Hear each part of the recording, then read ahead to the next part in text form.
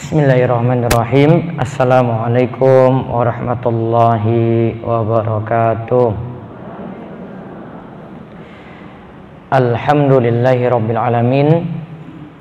Hamdan katsiran thayyiban mubarakan fi kama yuhibbu rabbuna wa yardah. Wa asyhadu an la ilaha illallah wahdahu la syarikalah wa asyhadu anna Muhammadan abduhu wa rasuluh. Allahumma salli ala nabiyina Muhammad wa ala alihi wa man tabi'ahum bi ihsanin ila yaumiddin. Allahumma anfa'na bima 'allamtana wa 'allimna ma yanfa'una wa zidna ilma. Segala puji kita panjatkan pada Allah Rabbul Alamin. Salawat serta salam semoga tercurah pada Nabi kita yang mulia, Nabi besar kita Muhammad sallallahu alaihi wasallam. Baik, ibu-ibu sekalian, di kesempatan pagi ini kita bersyukur bisa kembali thalabul ilmi dan berkumpul kembali di masjid ini. Mudah-mudahan Allah memberkahi semua aktivitas kita dan meluruskan niat kita karena Allah, sehingga kita nantinya mendapatkan keberkahan dan mendapatkan ilmu yang manfaat. Baik, pada kesempatan kali ini saya akan melanjutkan tentang masalah keuangan rumah tangga, di mana telah kita bahas mulai dari nafkah keluarga, terus berlanjut pada merencanakan masa depan, di mana kita telah bahas bagaimana mengatur keuangan tersebut sampai ada sisa, kemudian kita simpan untuk masa depan. Pada pembahasan sebelumnya, bisa jadi kita menyimpan harta itu dalam bentuk uang, ya, menyimpan harta dalam bentuk uang, atau kita menabung dalam bentuk uang. Ini tidak ada problem, tidak ada masalah. Kemudian yang kedua, kita melihat ada nilai barang yang lebih stabil atau harta yang lebih stabil, yaitu kita menyimpannya dalam bentuk emas. Nah, kita masih mempelajari seputar emas. Yang terakhir saya bahas adalah kalau kita memiliki emas, ya, kita mau memiliki emas, maka ada penukaran emas dengan yang lainnya. Nah, maka ada aturan yang dikenal dengan aturan komoditas ribawi atau penukaran barang ribawi, karena emas termasuk barang ribawi. Ringkasnya dari pertemuan sebelumnya,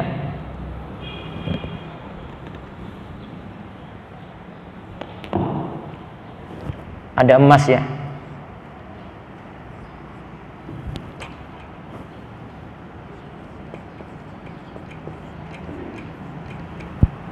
Emas bisa jadi kita tukar dengan emas yang semisal, tapi beda kualitas.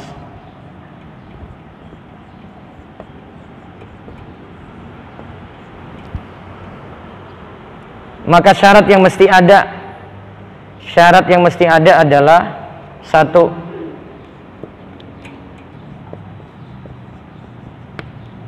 tunai atau tidak boleh ada yang tertunda. Emas A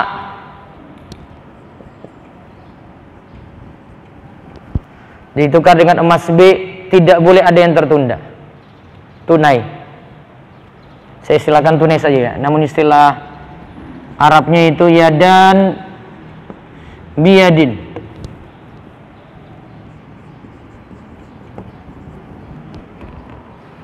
Syarat yang kedua, tamasul, jumlah sama atau ukurannya sama.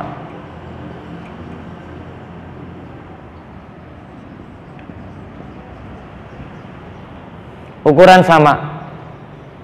Misalnya sini ibu punya emas A kualitas tertentu, ini 1 gram, ditukar dengan emas B walaupun beda kualitas 1 gram juga. Itu aturan. Jadi jika terjadi penukaran emas dengan emas, maka 2 syarat harus dipenuhi. Yang pertama ya dan biyadin, yang kedua mislan bimislin. Yang pertama harus tunai.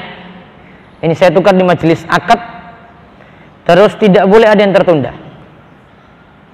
Kemudian yang kedua jumlah gramnya sama, karena kita bicarakan emas berarti gram, berarti jumlah gramnya sama. Tidak boleh ada yang lebih. Jika terjadi tidak memenuhi syarat tunai, syarat ini tidak dipenuhi, maka terjatuh dalam riba nasi'ah. Riba karena ada penundaan. Kalau ukurannya sama tidak dipenuhi, maka terjatuh dalam riba fadl.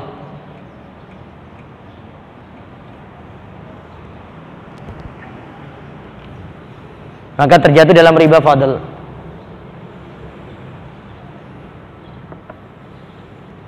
Nah, ini aturan kalau memiliki emas, Bu. Kok repot banget ya memiliki emas, kok aturannya seperti ini ya. Ada maksud-maksud syariat untuk mengatasi jual beli emas seperti tadi. Karena di antara maksudnya kenapa syariat membuat aturan ketat? Karena asalnya emas itu untuk mengukur kita itu kaya atau tidak. Dia tidak jadi komoditas jual beli, tidak jadi barang jual beli. Namun ketika dijadikan barang jual beli, maka diperketat syaratnya di situ. Ini penukarannya emas dengan emas.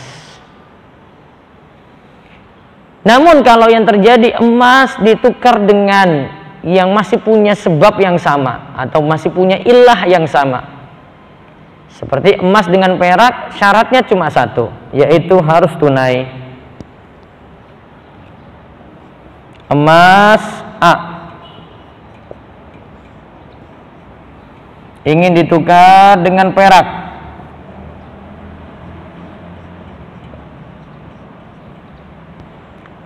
atau misalnya tukar lagi dengan yang lain, emas ditukar dengan uang. Ini masih satu kelompok, yaitu sama-sama kelompok mata uang. Yaitu mata uang di sini. Maka syaratnya cuma satu, yaitu tunai ya dan biyadin.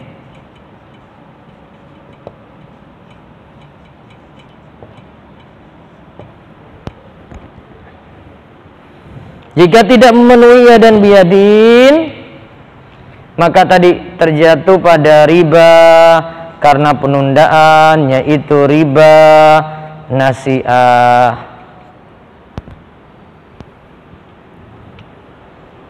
Seperti itu ibu-ibu. Sehingga kalau jenengan mau beli emas, belinya langsung di majelis akad, langsung serahkan uang, emas diterima. Langsung ada qobd,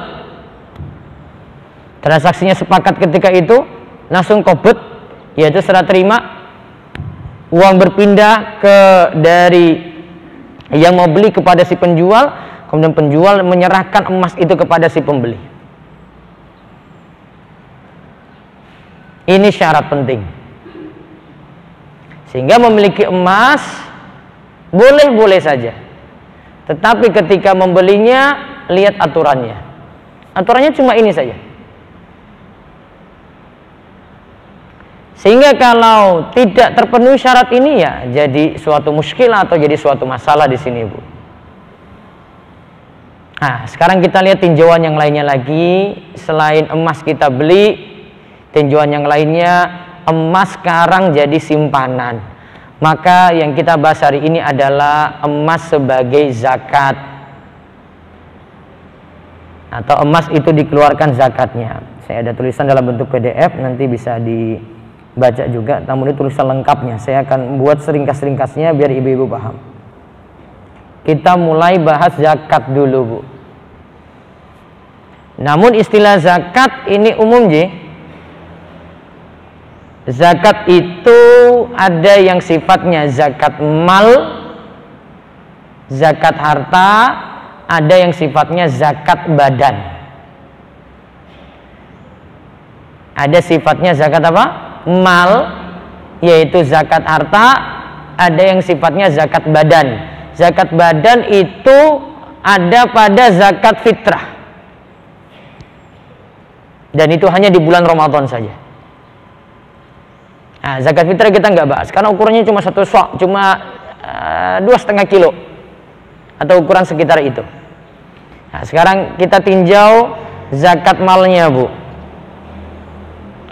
Dalilnya banyak sekali yang menyebutkan tentang kewajiban membayar zakat.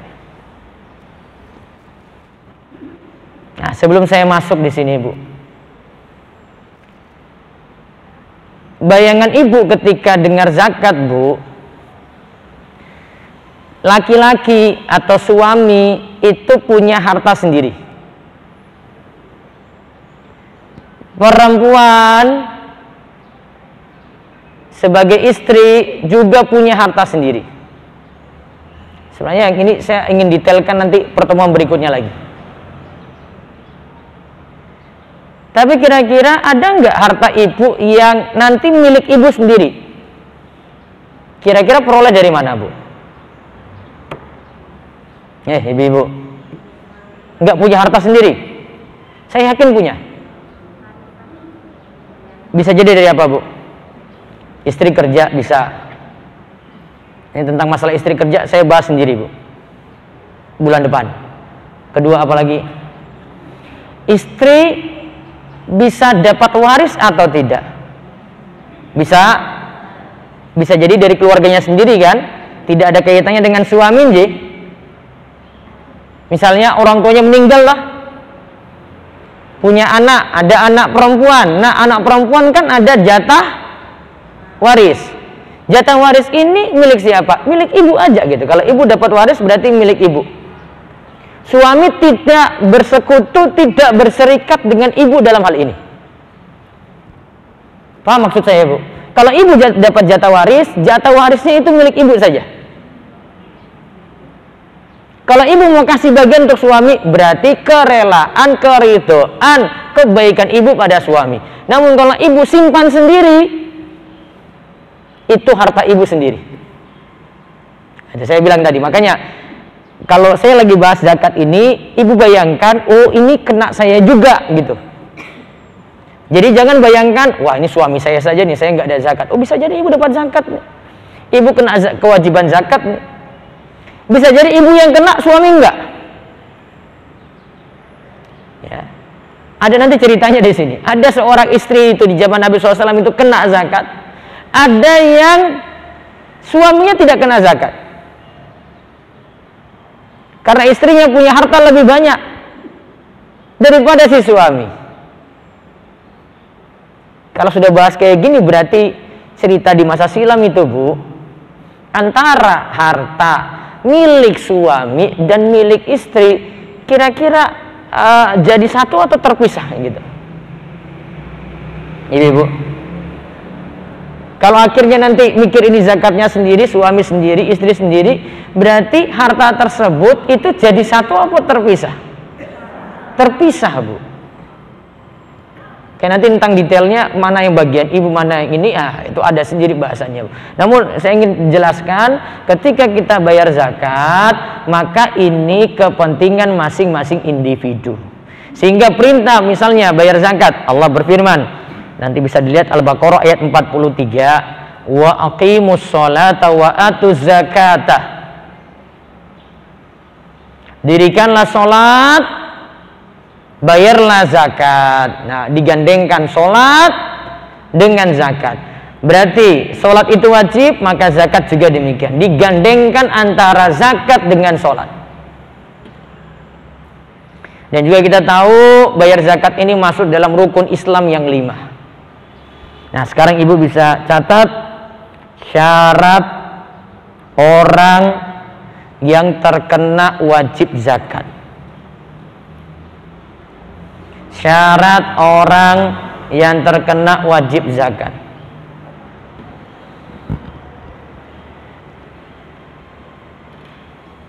Satu, Orangnya ya, kita bahas orang Bu, sisi orang. Satu, muslim.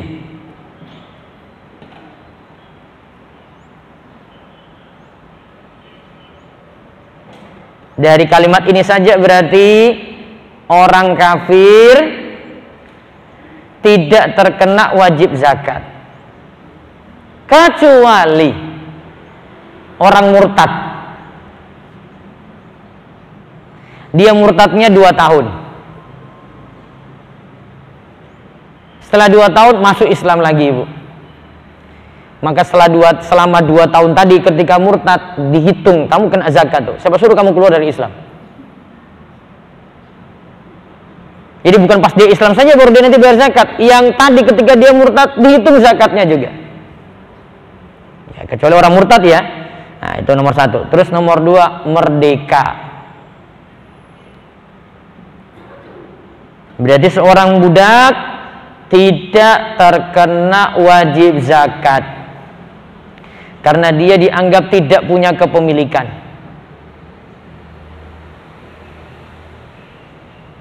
Terus syarat yang ketiga, at-tamul milki. Harta itu dimiliki sempurna. Harta itu dimiliki sempurna, Bu.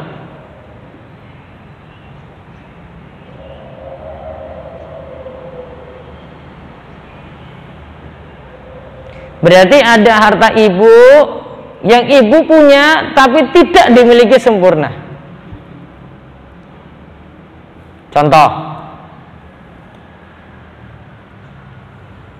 utang itu, Bu, utang. Jenengan berikan pinjaman ke orang lain, je.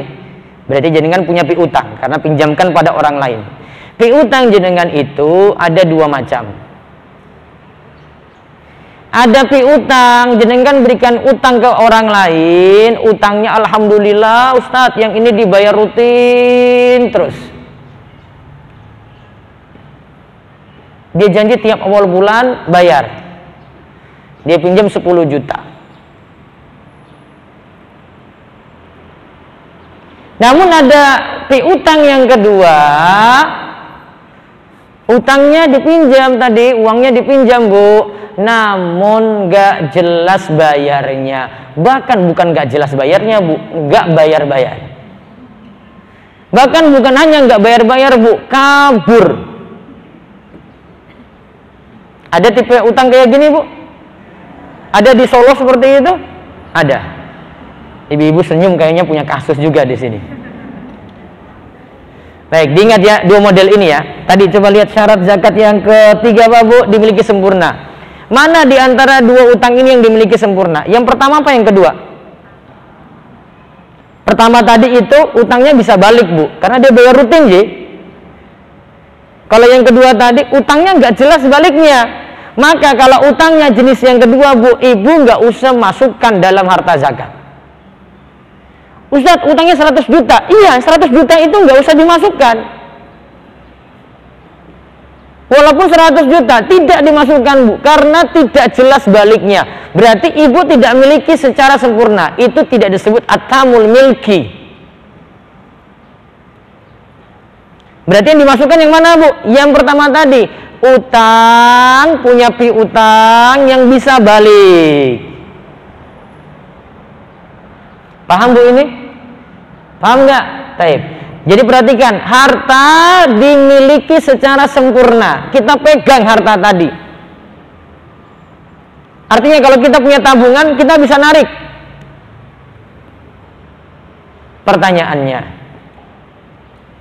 bagaimana dengan dana setoran haji? Dimiliki sempurna atau tidak, Bu?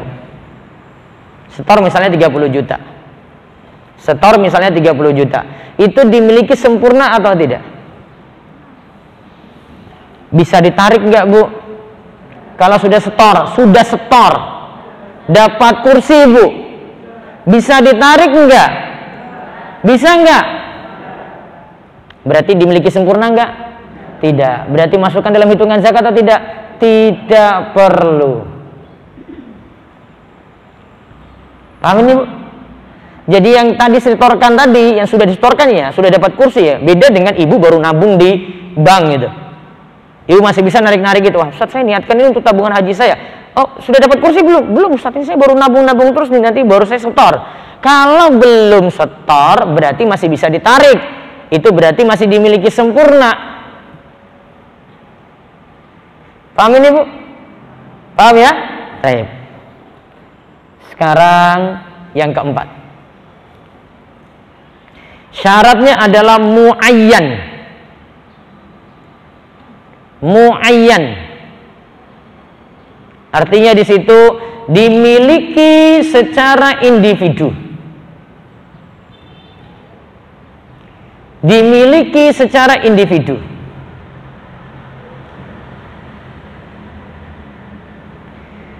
Maka harta yang masih berserikat, yang masih bergabung beberapa orang di situ tidak kena zakat. Kecuali kalau sudah dipisah-pisah, Bu. Ini jatahmu, ini jatahmu, ini jatahmu, ini jatahmu. Contoh yang tidak masuk muayyan di sini, Bu. Kas masjid. Ada uang infak masuk, walaupun uang infaknya itu 100 juta, tapi kas itu tidak dimiliki individu. Maka tidak ada zakat untuk kas masjid tadi. Sama misalnya ibu punya perkumpulan arisan. Di arisan ini juga punya dana ya arisan tadi yang dikumpulkan untuk jaga-jaga. Oh, itu ada, Ustaz. Ini jumlah dananya 50 juta. Maka tidak perlu lagi dizakati karena tidak dimiliki secara muayyan, dimiliki oleh individu. Baik, syarat yang kelima.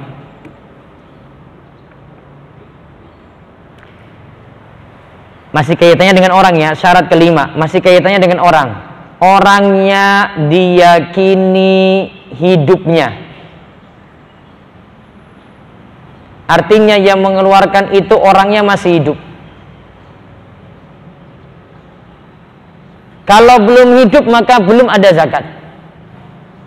Kok bisa bahas orang yang belum hidup, Bu? Misalnya ada anak yang masih dalam janin, Bu. Ya.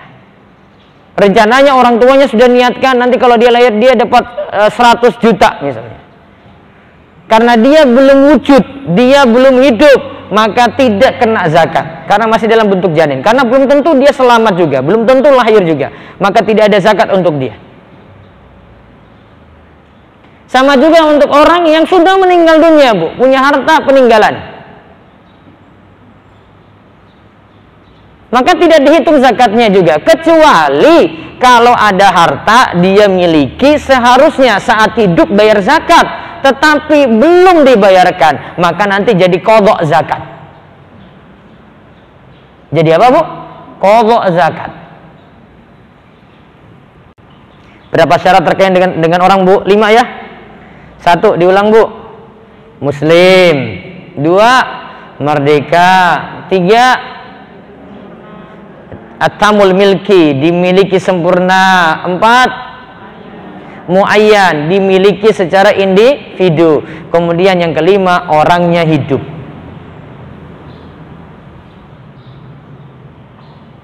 Nah, sekarang kita bahas syarat terkait harta.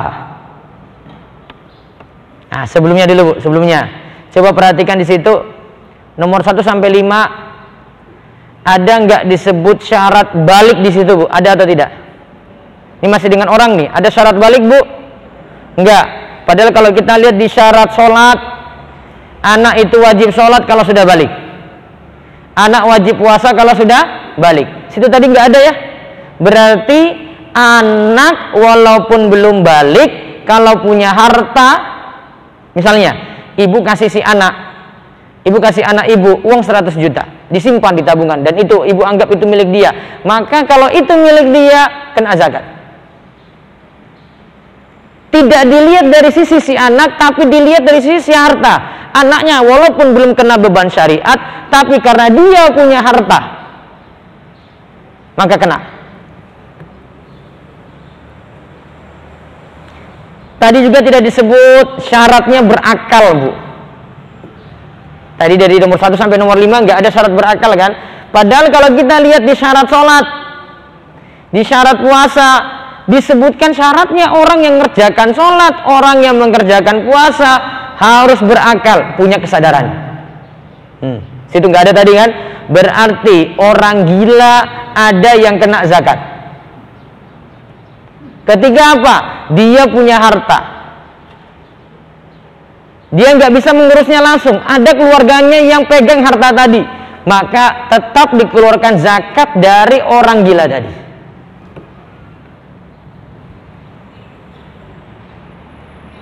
Nah, sekarang kita lihat terkait dengan hartanya, Bu.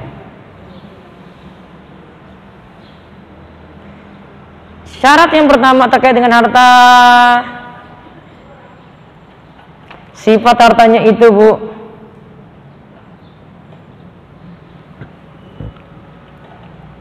sifat hartanya itu, ini saya belum masukin syarat ini di sini. Syaratnya adalah hartanya berkembang.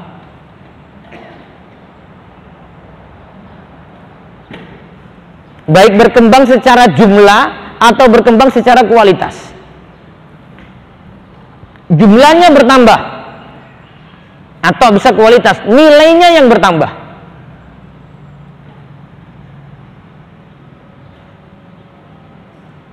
Itu pertama, berkembang ya, sifatnya itu.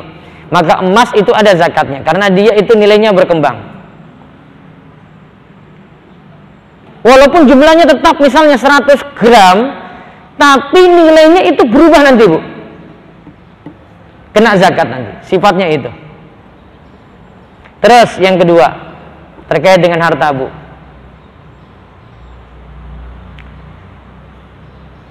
Harta tersebut istilahnya itu berlaku pada harta tertentu saja. Berlaku pada harta tertentu saja, tidak semua harta. Tidak semua harta, Bu. Nah, sekarang dicatat harta tertentu di sini. 1, emas. 2, perak. 3, hewan ternak. Hewan ternak pun tertentu. Unta, sapi, kambing. Apa, Bu?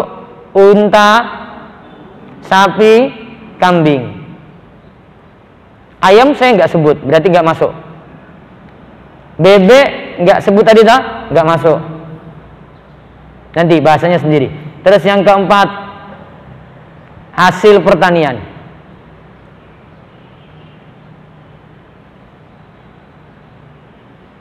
Terus yang kelima, urudut tijarah, barang dagangan. Barang dagangan. Terus yang keenam, 6 sini ada 2, tapi para ulama biasa sebut barengan ini, 2 ini. Harta rikas. Rikas itu harta karun kalau kita sebut bahasa kita. Dan barang tambang, itu 1 biasanya.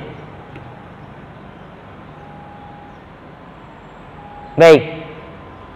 Biasa masalah ibu untuk zakat ini paling nomor 1, nomor 2, sama nomor 5. Seputar itu aja, Bu. Iya kan? Nomor 1 apa? Emas. Nomor 2 apa, Bu? Perak. Nomor 5 apa? Barang dagangan. Kalau pertanian kayaknya jarang. Ini orang kota soalnya. Kalau saya bahas di desa baru ada itu. Ternak punya sapi, Bu. Ada sapi di kota sini? Nggak ada, itu orang desa berarti. Nggak usah bahas ternak. Berarti cuma 1, 2, dan 5. Nah, 1 dan 2 itu nanti sama dengan mata uang. Jadi mata uang masuk di antara nomor 1 dan 2. Itu di emas dan perak tadi. Baik, kita balik. Syaratnya berarti harta itu cuma harta tertentu saja. Maka yang tidak termasuk zakat. Rumah, jika hanya untuk kepentingan pribadi. Jadi rumah ibu nggak usah hitung. Kendaraan jika hanya dipakai pribadi, berarti rumah pribadi nggak perlu dihitung, kendaraan pribadi nggak perlu dihitung, Bu. Walaupun harganya miliaran. Perabotan, tas-tas itu Mbak Ibu nggak usah hitung. Pakaian-pakaian nggak usah hitung, Bu. Walaupun itu punya branded, punya merek terkenal gitu, nggak usah dihitung. Namun ini baru dihitung ketika berubah fungsi jadi urud tijarah, jadi barang dagangan. Dia berubah fungsi, ya, iya kayak tadi rumah, ya saya tinggal Ustaz. Namun sekarang saya pindah ke rumah baru, terus rumah lama ini saya mau jual. Lah, berarti dia berubah fungsi jadi barang dagangan. Berarti dia berubah fungsi jadi nomor 5.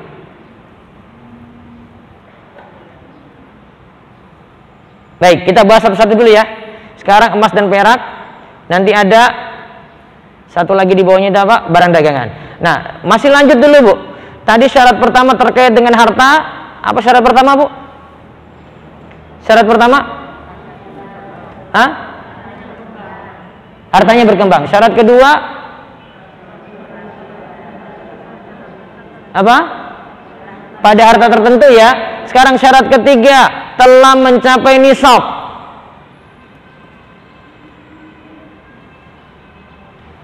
Terus syarat keempat, telah memenuhi haul. Haul. Nah, coba Ibu, ini istilah asing ini. Coba nisab.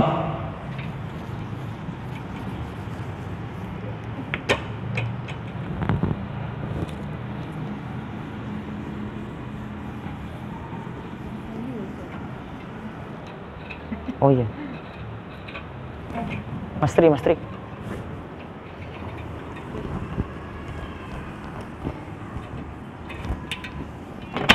Pun. Lihat. Apa tadi syarat apa, Bu? Nisab.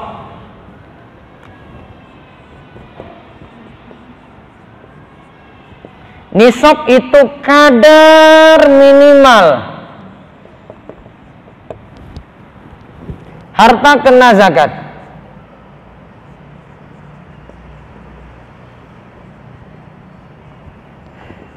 Kadar minimal berarti kalau sudah mencapai ini berarti kena ya, Bu ya. Misalnya emas itu punya nisab, Bu, 20 dinar. 20 dinar itu para ulama hitung itu sama dengan 85 gram emas murni.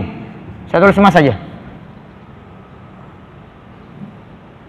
Berarti lihat, nisab itu kadar minimal, berarti telah mencapai 20 dinar atau telah mencapai 85 gram emas baru kena zakat. Jika emasnya baru 20 gram saja, Bu, kena atau tidak? Tidak kena. Paham, Bu? Tidak mencapai nisab berarti tidak kena zakat. Nisab itu jadi standar kalau dalam istilah zakat orang disebut ghani, orang disebut kaya atau tidak. Standarnya harus jelas.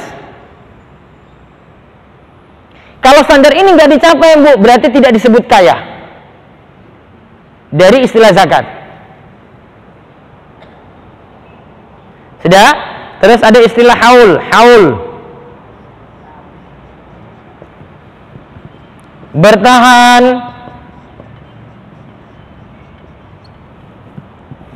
satu tahun hijriah.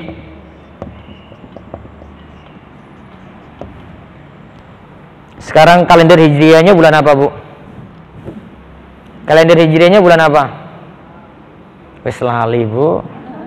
Januari paling dikira. Apa Bu? Jumadal akhirah. Jumadil akhir. Nah, ini saya catat sini ya. Misalnya ini. Ketika Jumadil akhir, ibu punya emas 85 gram. Bu, di sini belum kena zakat, Bu. Belum bertahan. Tunggu bertahan dulu selama apa? 1 tahun. Ingat, kalau bilang 1 tahun, itu jangan ibu istilahkan dengan kalender Masehi, Bu. Oh, saya bayar nanti Ustaz Januari tahun depan. Bukan Januari tahun depan. Bayarnya apa? Jumadil akhir. Jumadil akhir. Maka dia hitung Jumadil akhir tahun depan 1444 Hijriah. Masih nggak bertahan di nisab. Kalau masih di nisab, misalnya di sini jadi 90 gram. Berarti masih di atas nisab, berarti kena zakat, Bu. Namun kalau misalnya 85 gram di tengah tahun, berarti di sini di pertengahan di antara ini ya, kok sudah turun jadi 70 gram, berarti tidak kena zakat.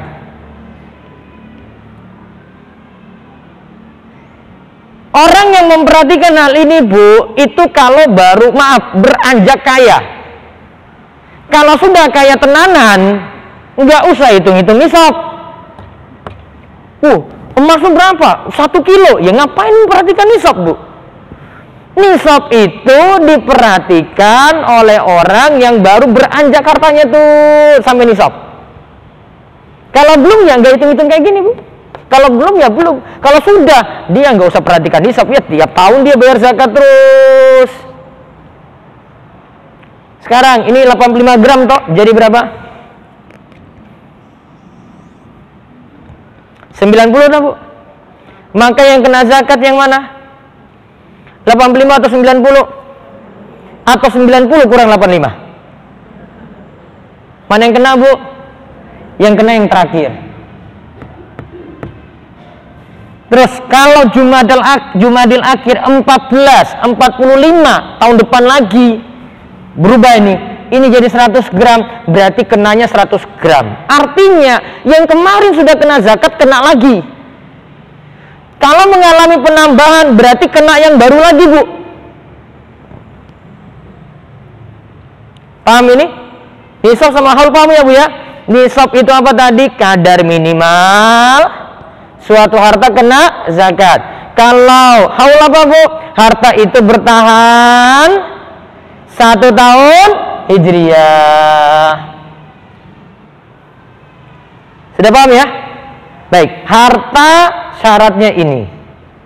Sekarang kita beralih ke nisab masing-masing dari yang 6 tadi. Nisab masing-masing dari yang 6.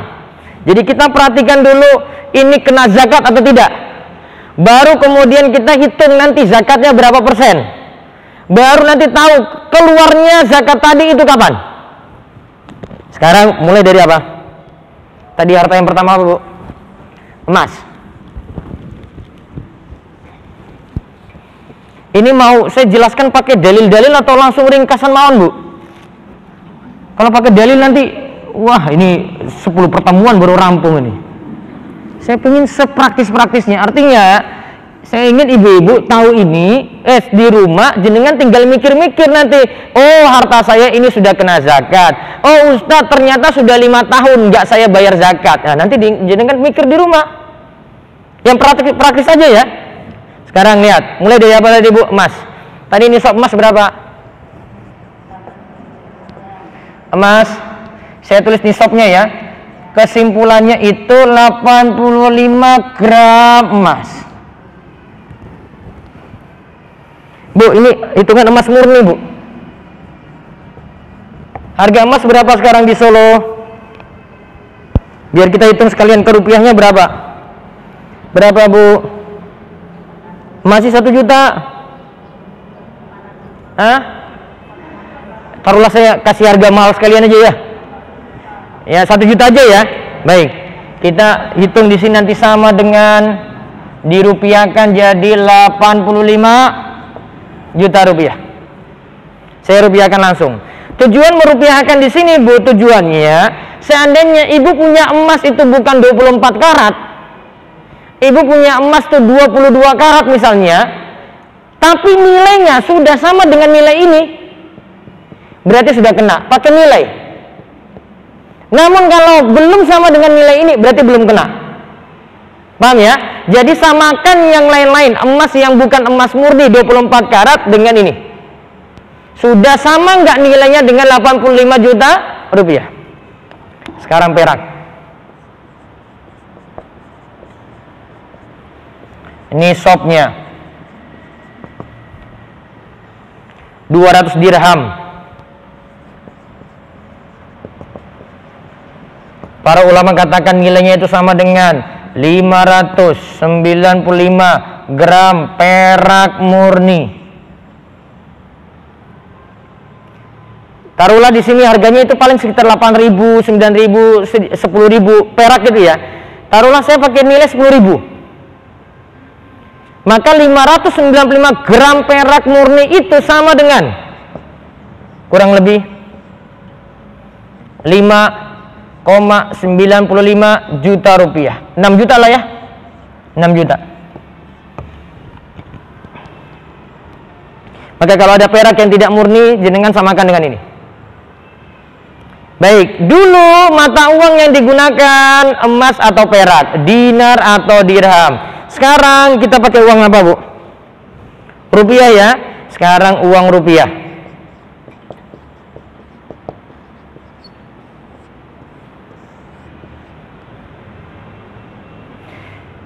Ibu punya simpanan uang rupiah. Nisabnya berapa? Lihat kalimat saya baik-baik. Uang itu kan dulu antara emas atau perak.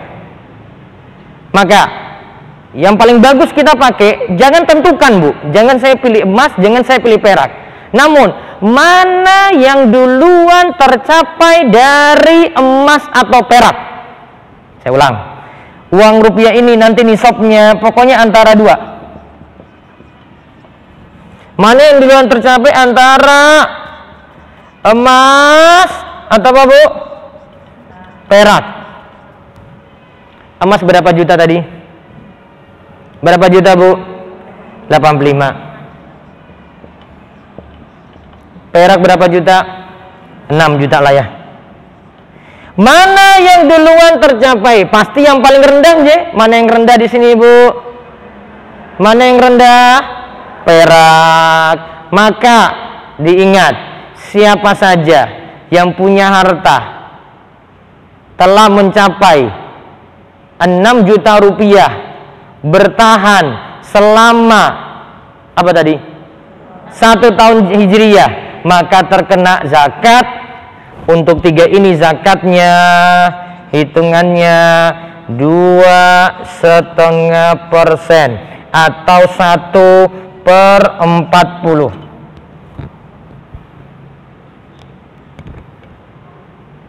Berarti misalnya sekarang saya kerja, saya dapat gaji 10 juta. Saya pakai dulu, ternyata tersisa 6 juta. Maka sejak bulan ini berarti saya sudah kena zakat, tapi belum saya keluarkan. Keluarkannya kapan? Nunggu bertahan dulu kapan? 1 tahun hijriyah. Dia tunggu nanti sampai tahun depan. Tahun depan nanti dia lihat harta simpanannya. Ingat kalimat saya, Bu, harta simpanan. Beda dong. Ibu itu kalau hitung zakat uang, Bu, nggak usah hitung masuk keluarnya. Ya. Ini di bulan Jumadal Akhirah, ini ada yang masuk, ada yang keluar kan? Masuk keluar nggak usah dihitung, Bu. Masuk berapa, keluar berapa nggak usah dihitung. Dihitung saja yang tersimpan. Masuk 10 juta, terpakai 4 juta, sisa 6 juta. Lihat saja yang tersisa, Bu, sisa 4 juta. Ini jenengan kumpul terus sampai nanti 1 tahun. Taruhlah sini terpakai 4 juta, ini sisa 6 juta, sudah nisab toh? Terus kumpul sampai tahun depan, Jumadal Akhir, 6 juta ini berkembang, nambah lagi, sini jadi 20 juta. Masih di atas nisab atau tidak, Bu? Masih. Maka kena zakat dari simpanan. Berapa, Bu? 20 juta. Ustadz, kenapa tidak hitung saja dari gaji? Gaji berapa tadi, Bu? 10. Baik. Sekarang 10 juta kali 2,5% berapa? 250.000. Gitu ya? 250.000 kali 12. 2,5 juta dapat 3 juta ya? 3 juta. Baik. Kelemahannya ada kalau bayar tiap bulan. Bu, ini baru kerja 1 tahun, Bu. Simpanan baru segini. Ada yang kerja sudah 20 tahun, Bu. Simpanannya segini. 1 M.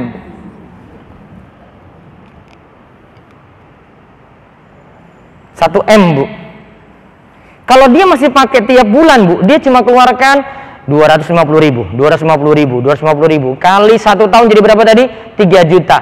Padahal dia punya simpanan 1 M, Bu. Simpanan loh ini. Orang kadang cuma mikir tiap bulan, Bu, 1 M gak dikeluarin. Bu, ini 2,5%-nya besar banget loh.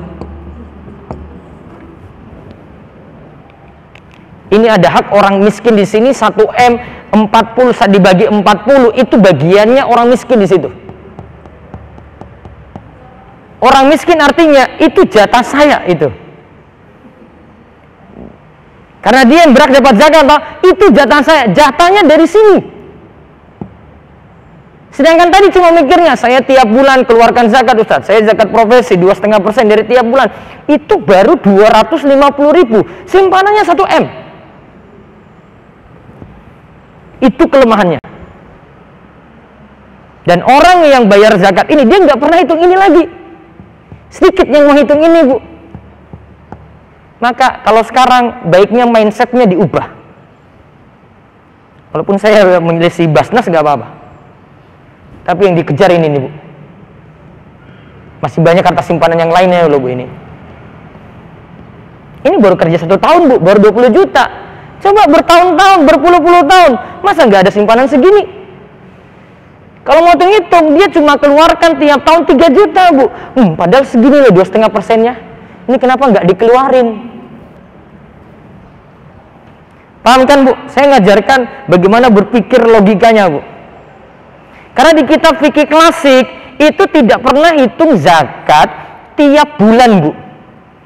Kitab fikih klasik selalu menghitung zakat kalau punya simpanan pasti dihitung tunggu haul dulu, Bu. Bukan nunggu tiap bulan. Beda kalau zakat hasil pertanian tiap panen.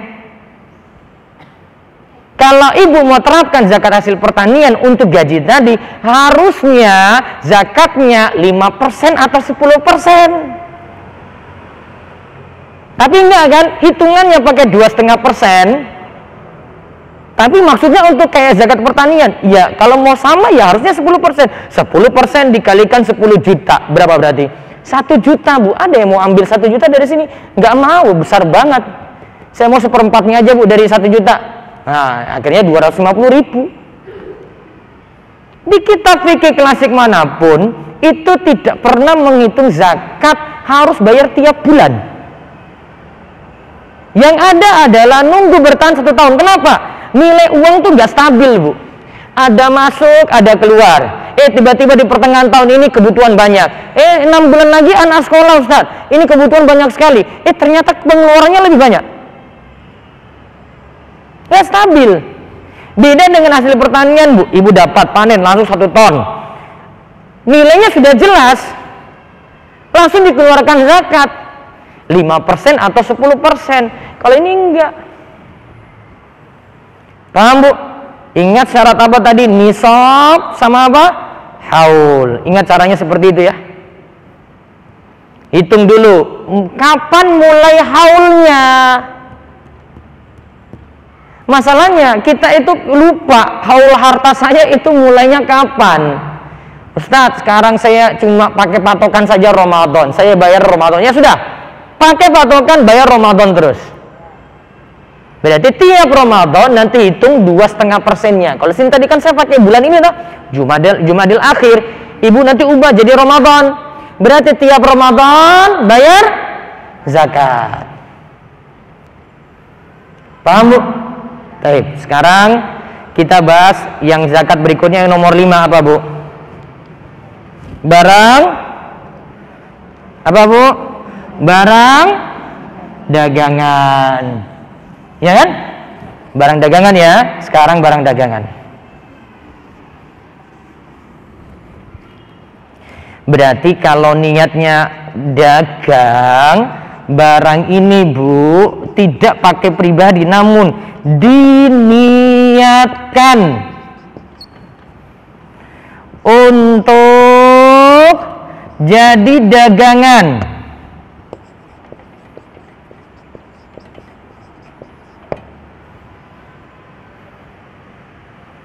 Diniatkan untuk jadi apa, Bu? Dagangan. Tadi balik ke rumah, Bu. Rumah ditempati pribadi, nggak kena zakat. Namun sekarang Ustadz, saya mau pindah ke rumah baru. Rumah lama saya ini saya jual. Di depan itu biasanya kalau diniatkan untuk dagang, Bu, di depan rumah dia sudah tulis dijual. Sejak pasang plakat ini, berarti rumah tadi sudah berfungsi jadi apa, Bu? Barang dagangan. Sebelumnya belum loh, karena sebelumnya baru pakai pribadi kan. Ketika diubah niatnya jadi barang dagangan, maka jadi barang dagangan. Sekarang misalnya di bulan Jumadil akhir ini dia mau jual rumah. Dari bulan ini loh, Bu. Saya tulis gini ya. Dijualnya itu mulai dari Jumadil akhir sekarang nih. Ternyata 1 tahun nggak laku-laku. Jumadil akhir tahun berapa? 1444 Hijriah. Ternyata 1 bulan berikutnya dari Jumadil akhir ini, bulan Rajab,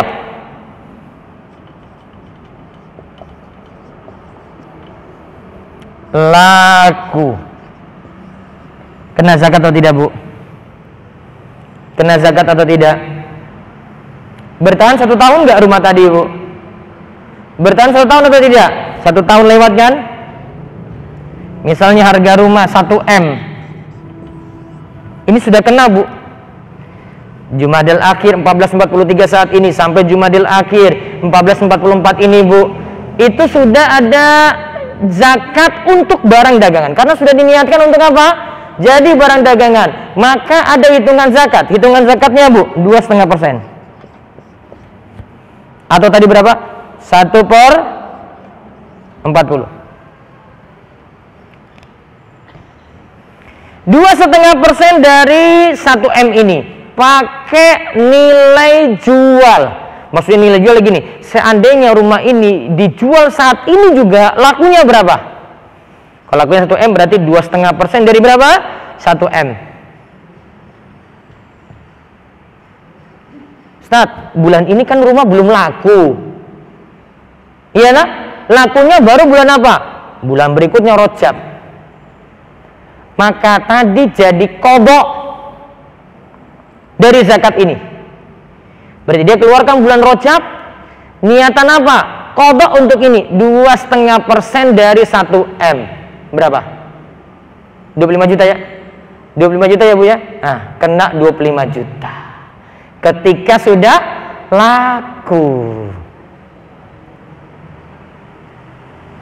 Paham ini, Bu? Baik. Jadi fungsinya zakat barang dagangan adalah barang yang diperdagangkan. Contoh lain. Perhatikan. Saya punya kos-kosan. Kena zakat atau tidak?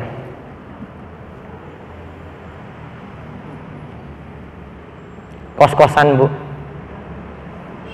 Ibu-ibu, kena zakat enggak? Mana yang diperdagangkan? Kamarnya dijual? Apanya yang dijual, Bu? Jasa pakai kamar. Berarti perlu hitung harga kamar enggak? Enggak.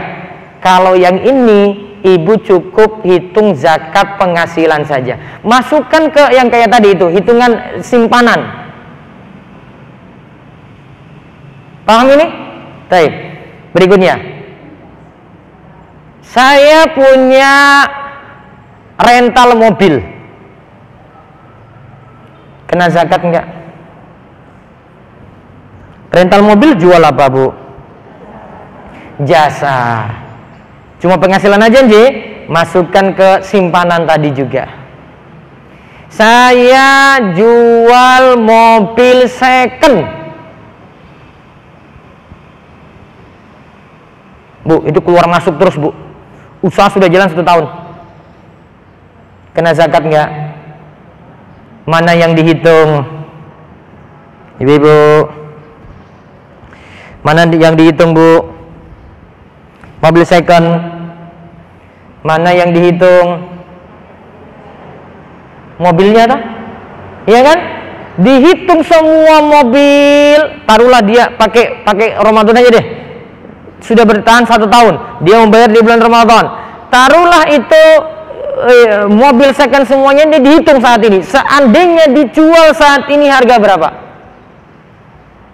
Misalnya ada 10 unit, masing-masing harganya 100 juta. 10 unit berarti berapa? 1 M.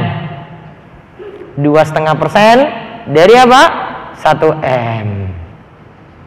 Jadi diingat saja kalimatnya, diniatkan untuk jadi dagangan.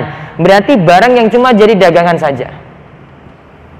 Kalau punya toko sembako, ada zakatnya atau tidak, Bu?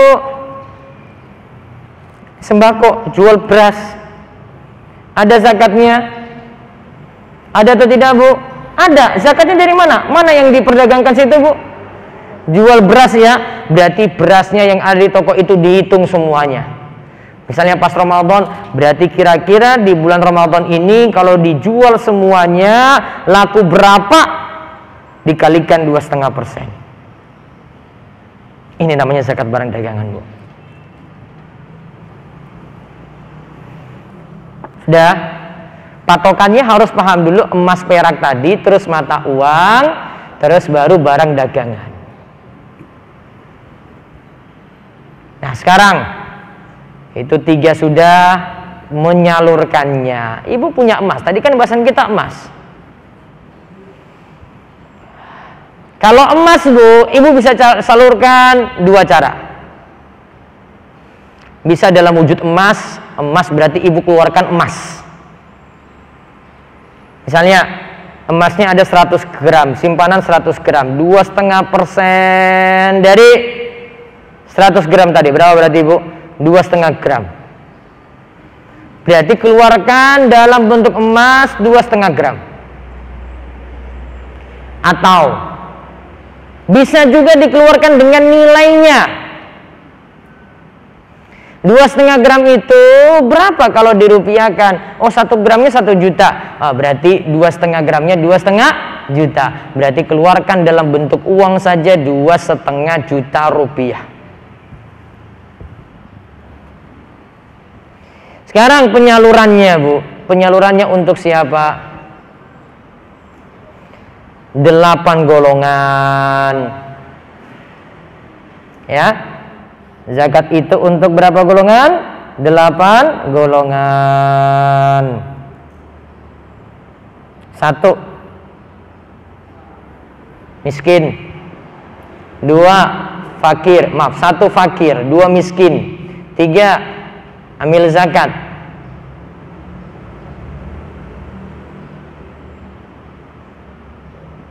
4, ulang. 1 apa, Bu? Fakir. 2, miskin. 3, amil zakat. 4, gharim, yang terlilit utang. Gharim, yang terlilit utang. 5, membebaskan budak. Membebaskan budak. Itu kalau dalam istilah fikih itu budak mukatab.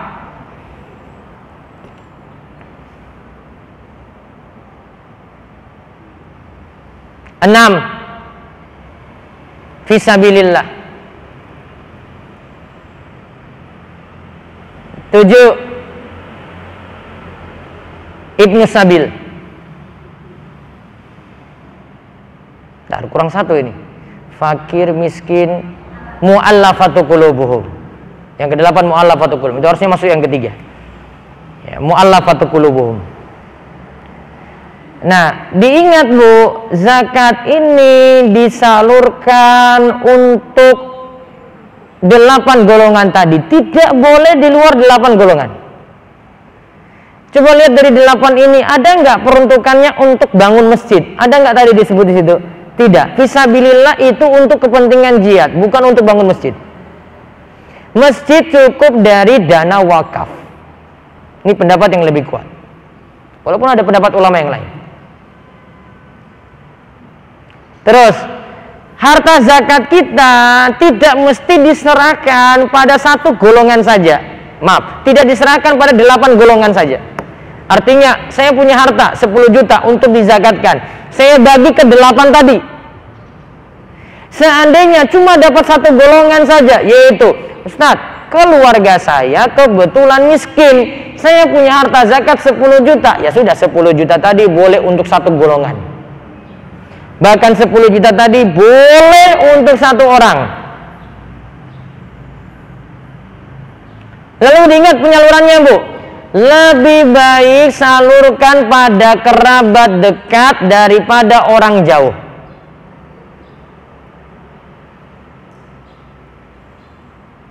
Karena kalau dengan kerabat dekat Bu, pahalanya 2. Pertama, pahala bayar zakat. Yang kedua, pahala silaturahim. Sedangkan kalau untuk orang jauh pahalanya cuma satu saja, yaitu untuk bayar zakat. Maka kalau ada pilihan ya, saya punya tetangga Ustadz, namun saya punya sedulur juga, saya punya keluarga dekat juga, dia miskin. Maka dahulukan keluarga dekat dulu Bu. Pahalanya tadi berapa Bu? 2. Aturan lagi yang terakhir untuk bayar zakat Bu, orang yang telah dinafkahi, orang yang wajib kita nafkahi tidak boleh diberikan zakat.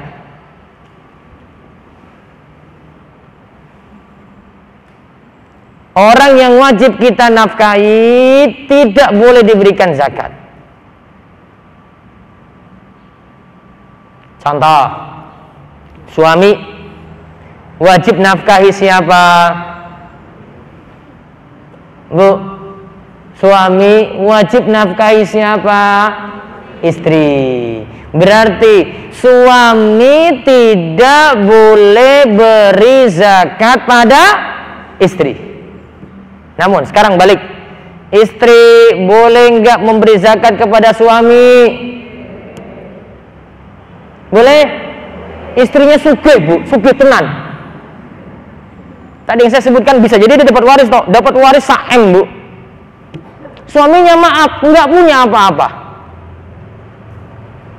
Boleh nggak si istri kena zakat 2,5% tadi, terus dia kasih ke suaminya?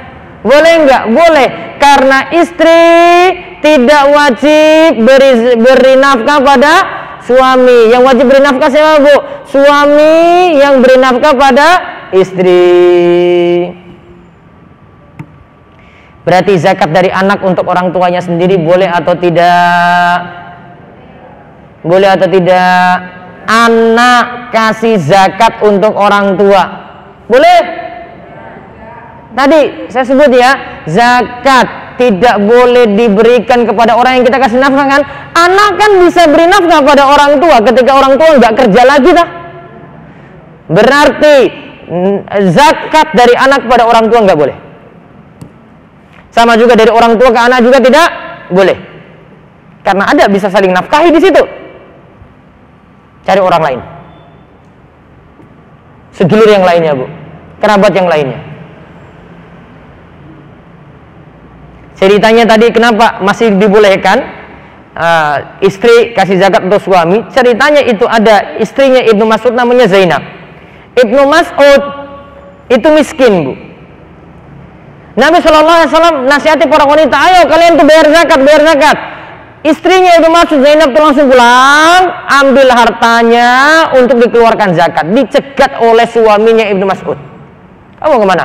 Saya mau keluarkan zakat ini. Zakatmu itu kasih ke saya saja. Heranlah istrinya Ibnu Mas'ud ini. Maka Zainab ini kemudian menghadap Rasul. Wahai Rasulullah, masa Ibnu Mas'ud suruh saya kasih zakat untuk dia? Maka Rasulullah SAW katakan, boleh, kamu kasih zakat untuk suamimu. Berarti zakat dari istri kepada suami boleh, karena istri tidak memberi nafkah kepada suami. Sudah? Itu penyalurannya. Penyalurannya ringkas seperti itu, Bu. Tidak boleh salurkan di luar 8 golongan ini. Cuma 8 tadi. Surat At-Taubah ayat 60, innamas shadaqatu lil fuqara wal masakin wal 'amilina 'alaiha wa mu'allafatu qulubuhum wa fi riqab, ya, wa ibnu sabil, ya, dan seterusnya. Sampai 8 golongan tadi, Bu. Di luar itu tidak dibolehkan. Ayo, aturan-aturannya tadi sudah disebut. Wallahu a'lam bissawab. Sampai di situ pembahasan zakatnya, dan tadi pengantar tentang ribanya. Investasinya, ibu mikir-mikir tadi, harta simpanan itu tidak hanya disimpan, Bu. Tidak hanya pikir untuk masa depan, tapi kalau disimpan dalam bentuk barang-barang yang 6 tadi, kan tadi ada 6 ya, maka dipikirkan juga bayar zakatnya. Kalau punya harta simpanan. Namun kalau tidak punya harta simpanan, Ustadz, tiap bulan gaji 10 juta, pengeluaran 9 juta, Ustadz, nggak ada sisa. Ya sudah, kalau nggak ada sisa, nggak ada zakat, Bu. Simpanan juga nggak punya, Bu? Nggak punya, Ustadz, saya nggak punya simpanan. Habis gajian, uang itu keluar semuanya. Tiap akhir bulan nggak ada lagi. Ya wes, nggak ada zakat, Bu. Karena syarat-syaratnya sudah tertentu seperti tadi disebutkan. Wallahu a'lam bishawab. Demikian, monggo jika ada yang ingin bertanya, dipersilakan.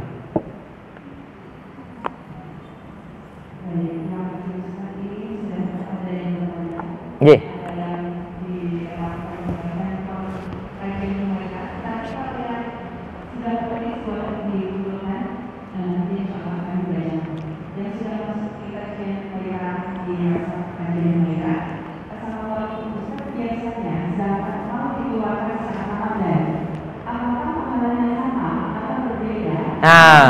Baik. Bu, tadi saya hitung zakat bulan ini lah, Jumadil Akhir. Sedangkan saya mau nunggu Ramadan, saya lewati berapa bulan lagi lah? 2 atau 3 bulan lagi, Bu. Kalau ibu kewajiban zakatnya Jumadil Akhir sekarang, ibu nggak boleh nunda sampai Ramadan. Kalau ibu nunda sampai Ramadan, itu namanya telat bayar zakat. Telat bayar zakat dosa, Bu. Namun kalau ibu bayar, ini Jumadil Akhir, ibu bayarnya kemarin Jumadil Ula, Bu, berarti bayarnya lebih cepat. Kalau bayar lebih cepat, alhamdulillah, boleh. Jadi misalnya hitungan zakat ibu bulan Ramadan keluar, biasanya bayarnya bulan Ramadan. Kebetulan keluarga dekat ada yang mau berobat, ibu bisa keluarkan zakat untuk berobatnya tadi. Ibu keluarkan, dia butuh di bulan Rajab sebelum masuk Ramadan, maka boleh majukan pembayaran zakat di bulan Rajab. Maka nanti dia lebih maju 2 bulan, dibolehkan, Bu. Lebih cepat dibolehkan, kalau lambat tidak dibolehkan. Maka tidak mesti nunggu Ramadan. Dan tidak juga menunjukkan kalau saya bayar di bulan Ramadan lebih baik. Enggak. Kalau sedekah di bulan Ramadan silakan. Kalau zakat tuh kaitannya bukan waktunya, tapi lihat haulnya. Bukan karena Ramadannya, namun lihat haulnya tadi, Bu. Haulnya kapan? Kalau memang kebiasaannya bulan Ramadan, ya bayar bulan Ramadan. Namun kalau memang haulnya sebelumnya, bayarnya sebelumnya. Ya, monggo berikutnya lagi.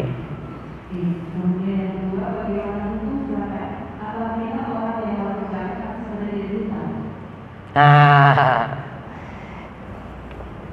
tadi kan saya sebut, Bu, masuk keluar, iya kan? Kalau ibu hitung masuknya 10 juta, bayar utang, Ustadz, saya tiap bulan bayar, Ustadz, total utang saya 9 juta. tersimpan cuma 1 juta, 1 juta untuk saya makan saja, berarti tidak ada yang tersisa, Bu. Kalau tidak ada yang tersisa, berarti tidak ada zakat, maka tidak ada simpanan nanti akhir tahun, Bu. Maka hitung masuk, hitung keluar, sisanya saja. Kalau ternyata masuknya besar, utangnya besar juga, ya tidak kena zakat karena terlilit utang. Beda kalau dia masih bayar utang, tapi masih sisa banyak juga hartanya, ya silakan dia bayar zakat kalau masih ada yang tersisa atau tersimpan. Berikutnya lagi.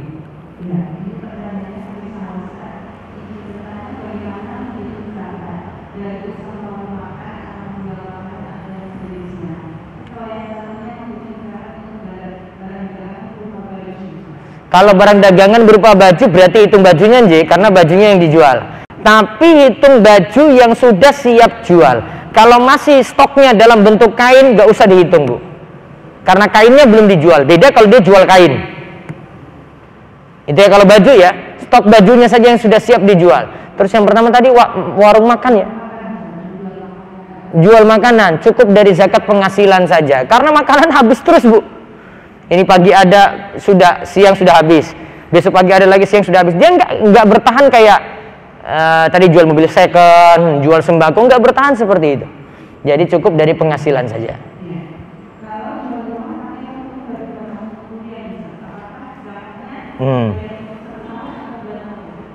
Kalau rumahnya tidak laku 2 tahun, berarti zakatnya berapa tahun, Bu? 2 tahun. Kalau tidak laku 5 tahun, berarti zakatnya berapa tahun? 5 tahun ini.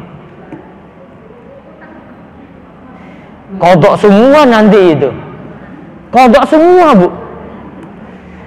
Namun biasanya gini, ada yang sudah jual sampai 5 tahun, nggak laku, ya sudah nggak jadi jual deh.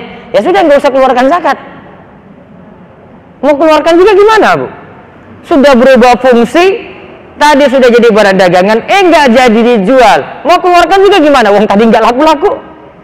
Beda kalau sudah laku. Baik, berikutnya lagi.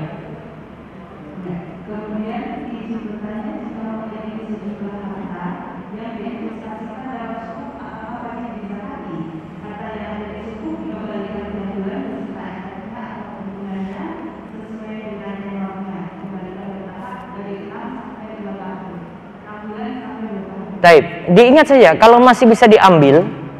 Tadi kan tamamul milki namanya, dimiliki sempurna. Kalau masih bisa dimiliki sempurna artinya masih bisa diambil, kenakan zakat, masukkan dalam hitungan zakat. Ya lagi. Ya. Misal setiap tahun kita mengeluarkan uang niatkan untuk zakat tapi tidak alokasi pada basnas, tapi langsung dibagikan kepada janda, anak dan fakir miskin. Apakah itu sudah dianggap bayar zakat atau belum? Taib. Kalau serahkan ke basnas dianggap bayar zakat, maka kalau serahkan langsung juga dianggap bayar zakat. Bahkan kalau mau dihitung-hitung, Bu, manfaatnya ibu langsung bayar ke orang gitu. Karena kalau bayar ke orang, ibu jelas, oh ini tetangga saya, oh ini sedulur saya, jelas, Bu. Namun kalau ibu bayar ke basnas, itu tersebarnya terlalu luas, belum tentu memakmurkan orang-orang yang dekat dengan kita. Itu. Jadi kalau bayar lewat situ sah, bayar lewat ini juga sah secara langsung.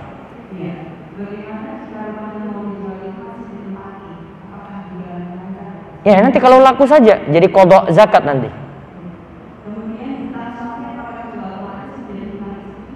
Apa? Yang utang siapa? Suami tak? Ya utang suami mikir sendiri. Kalau utang istri, ya yang utang siapa? Istri, ya berarti istri mikir sendiri. Itu, Bu, yang ada. Kecuali utangnya bareng-bareng. Kalau utang bareng-bareng, mikirnya bareng-bareng. Namun kalau utang suami, harusnya yang mikir siapa? Ya suami. Kalau istri mau nolong, ya cuma sekadar nolong, Bu. Bukan utang ibu.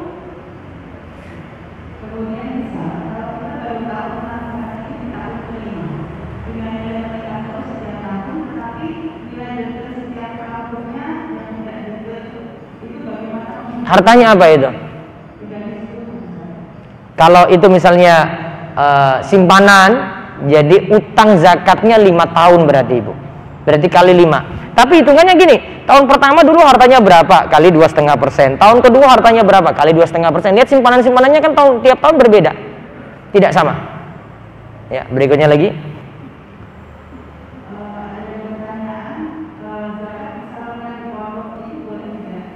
Boleh kalau memang disalurkan yang di pondok itu ada dari 8 golongan tadi.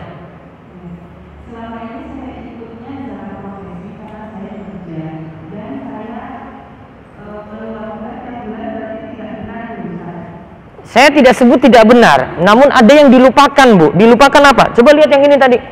Ini dia sudah keluarkan kan? Tadi yang kita hitung 3 juta.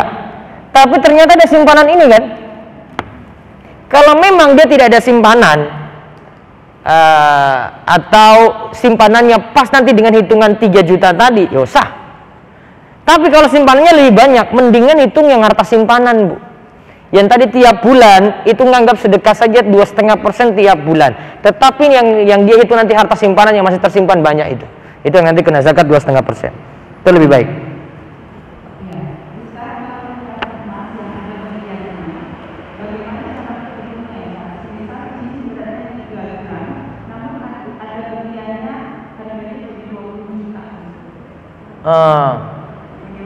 Dia punya emas.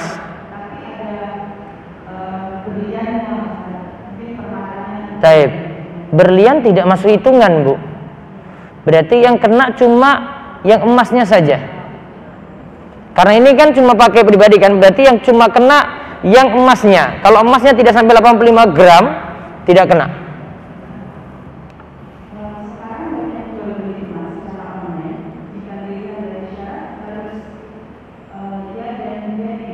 Iya. Bisa secara online, namun bayar dengan COD dengan harga ketika ketemu langsung.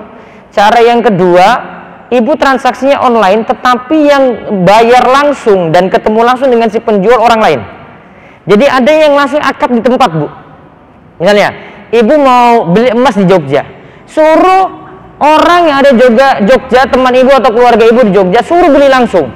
Walaupun sebelumnya ibu transaksi via online, tapi sana yang ambil langsung dan bayar langsung. Masalahnya cuma siapa yang bayar langsung dan ngambil emasnya itu langsung. Walaupun nanti ibu transaksinya ngomongnya online, tapi nanti ketika di tempat baru pembayaran dan pengambilan emas tadi.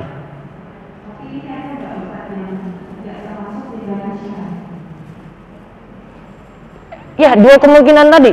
Ya, biar bayarnya di tempat ketika ketemu dengan harga saat di tempat tadi, atau nyuruh orang lain untuk beli langsung di tempat. Terakhir mungkin, Bu.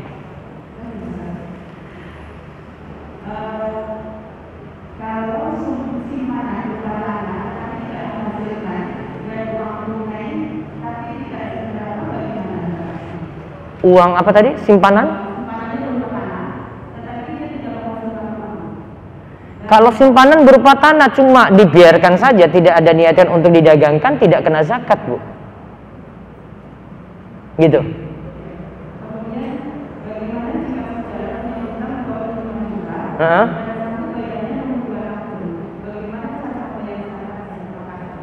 Yang dia punya utang. Ya. Utangnya ke siapa? Oh, berarti dia punya piutang. Piutangnya 25 juta. 25 juta ini belum dibayarkan. Nah, sekarang dia itu nyicil nggak? Dipastikan 25 juta balik nggak? Soalnya maaf, sesama keluarga pun itu paling sulit ditagih.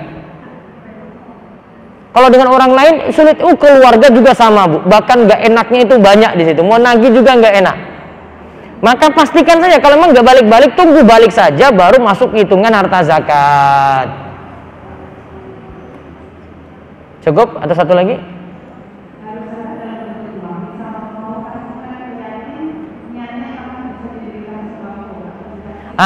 Ini pertanyaannya bagus. Jadi ada harta yang dia mau keluarkan zakat. Tadi misalnya dia hitungnya ada 2 juta gitu ya. Harusnya keluarkan zakat 2 juta rupiah. Dia kan bisa serahkan langsung 2 juta ya, salurkan kepada orang miskin. Tapi di sini pertanyaannya, Ustadz, 2 juta ini saya wujudkan dalam sembako. Sembako ini saya kasih ke orang miskin. Kalau menurut pendapat yang lainnya, masih bolehkan itu diwujudkan harta zakatnya tadi dalam bentuk barang. Selama yang diberi tidak protes, nggak masalah. Ya, jadi diwujudkan dalam bentuk sembako, diserahkan kepada orang miskin, dibolehkan. Wallahu a'lam. Cukup. Ya, terakhir.